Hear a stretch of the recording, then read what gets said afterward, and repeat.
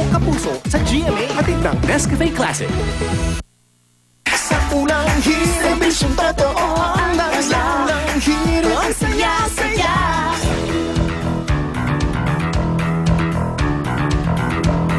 Ikinagulat daw ng kanyang magkaanak ang alok ni dating ARMM Governor Zaldy Ampatuan na maging state witness laban sa kanyang ama at kapatid sa nangyaring Maguindanao Massacre. Ang tanong, pwede pa talaga maging state witness at mapasa ilalim sa Witness Protection Program ang isang akusado gaya ni Zaldy Ampatuan? Yan po ang ating pag-uusapan kasama ang ating kapuso sa batas. Walay bago ni si Attorney Gabby Concepcion. Good morning, Attorney. Good morning din sa'yo, Pia. Good morning. Isang very good morning to you, Attorney. Pero very controversial. Yes, very controversial too because talagang ang tanong, Attorney, ng lahat is pwede bang maging state witness si Zaldy Ampatuan? Pero sige, before that, mag-backtrack tayo. Ano ba talaga ang state witness? Kasi parang nabanggit ni Secretary De Lima, may mga requirements din. May mga requirements, yes. Pero yung unang-una nga dun sa tanong mo, yung isang state witness, isa siya dun sa mga original na akusado na with his consent at saka yung consent ng prosecution, i-discharge siya ng korte bilang isang akusado at lilipat siya ng kampo, magiging witness na siya para sa gobyerno. Ibig sabihin, titiwalag siya at magiging official na testigo na siya laban sa mga original na kasama niyang mga akusado. And he ceases to be the accused. So, kapag naging state witness na yung isang akusado, ibig sabihin, hindi na siya pwedeng parusahan? Well, hindi na. At yun ang kanyang benepisyo, so to speak, for turning against his co-accused. Sa ilalim ng rules of court, particularly Rule 119, ang epekto ng pag-discharge bilang isang state witness, considered acquitted na siya.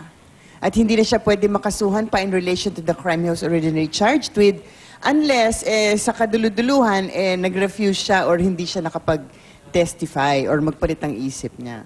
So in this case, si Zaldy Ampatuan, pwede ba siya talaga maging state witness? Kahit mag-volunteer siya, hindi naman ibig sabihin na pwede ka agad yun eh. Pero pwede ba siyang mag-serve as state witness? Well, sa ilalim ng rules of court na binanggit natin, merong 5 requirement para maging isang state witness. At kahit na mag-volunteer pa siya, hindi automatic na tatanggapin siya bilang isang state witness. Unang-una, dapat maipakita sa korte talagang kailangan yung testimony niya. Pangalawa, wala nang ibang direct na evidence na available para ma-prosecute yung offense except dun sa testimony niya. Kasi dapat, kung meron pang ibang ebidensya na mapapatunayan yung guilt ng ibang akusado at yung state witness, ang epekto ng testimony niya, papatibayan lang yung ebidensya, hindi siya dapat tanggapin ng korte.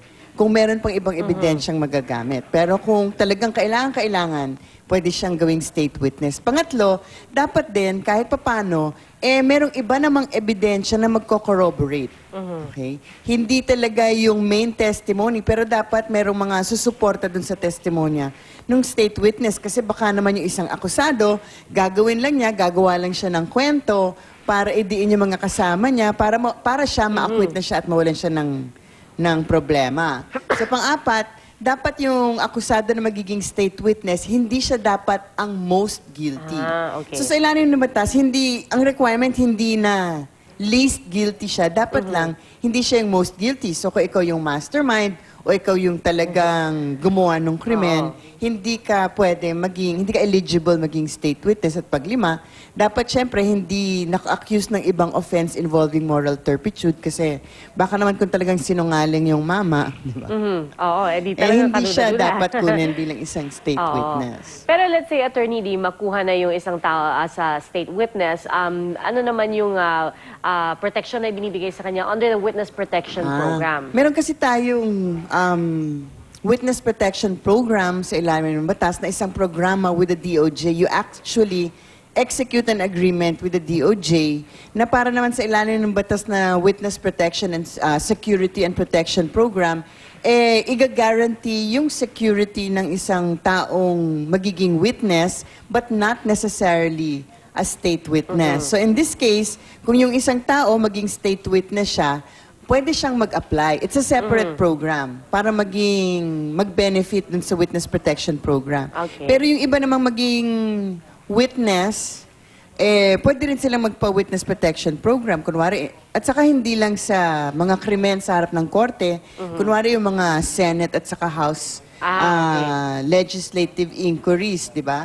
Kung minsan nag-iimbestiga sila, yon pwede ka rin maging eligible. Basta magwi-witness ka sa isang investigasyon. So, para magkaroon ng security yung isang witness, sisiguraduhin nila na merong expenses, may housing, may security, at kung wag naman sana, mamatay ka bilang nag-volunteer ka na nga ng state witness, eh syempre yung pagpapalibing sa'yo, bibigyan ng education yung kung meron ka mga minors or dependents hanggang sa college level. So it's a separate program para maproteksyonan ang mga nagvo-volunteer na maging witness para sa prosecution. At kailangan mag-apply pa rin. Kailangan mag-apply. So separate, hindi automatic na pag ikaw ay naging state witness, isasali ka kaagad sa Witness Protection Program. You have to apply for it. The DOJ has to agree to it. Well, thank you so much, Attorney. Nako, very interesting to see kung anong magiging reaction ng DOJ. At ambangan ng susunod na kabanata. But of course, marami na silang mga comment preliminarily kasi nga,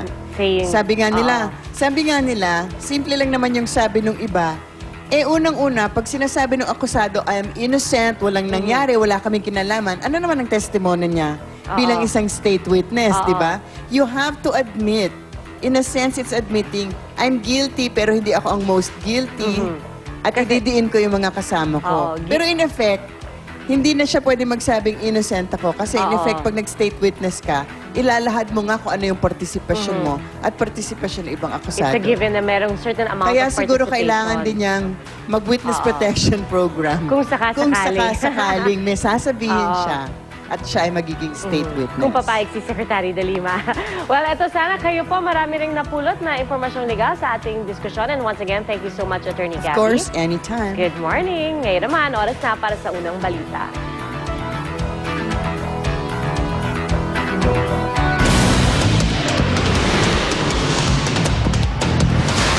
Ang mga unang balita sa umagang ito. Mga kaanak ni Zaldi Ampatuan, lubos na ikinagulat ang pag-alok ng dating ARMM governor na maging state witness sa Maguindanao Massacre case. Mga obispo na pinangalanang tumanggap umano ng sasakyan mula sa PCSO, inaasahang haharap sa pagpapatuloy ng Senate hearing ngayong araw. I don't know what happened. Exclusive, isang abogado arestado matapos umanumang agaw ng taxi sa NAIA Terminal 3. Sa ika-4 na beses niyang pagbisita sa Pilipinas, NBA superstar Kobe Bryant personal na tuturuan ng ilang kabataang Pilipino na mag-basketball. At Arnold Schwarzenegger, kumpirmado na magbabalik big screen sa pamamagitan ng pelikulang The Last Stand. Huwag pa huli, tutok na sa unang balita.